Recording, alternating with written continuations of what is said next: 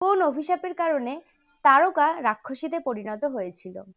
যক্ষপতির কন্যা ছিলেন এই তারকা, যার জম্ভপুত্র সুন্দকের সাথে বিবাহ হয়েছিল।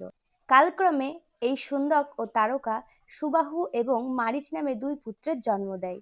একদিন সুন্দক অগস্ত্য মুনির আশ্রমের পাশ দিয়ে যেতে গিয়ে হঠাৎ ক্ষুধায় আক্রান্ত হয় এবং সে কি খাবে বুঝতে না পেরে পাশে থাকা মাদক দ্রব্য ফল গ্রহণ করে, যার ফলে সে নেশায় আক্রান্ত হয়ে পড়ে।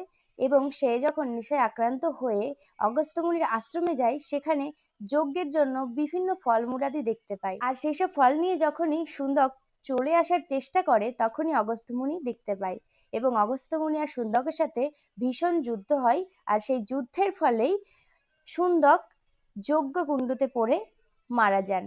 এই বিষয়টি যখন শুনতে পারে তারকা, তখন তার দুই সন্তানকে নিয়ে অগস্ত্য মুনিকে হত্যা করার জন্য ছুটে আসে।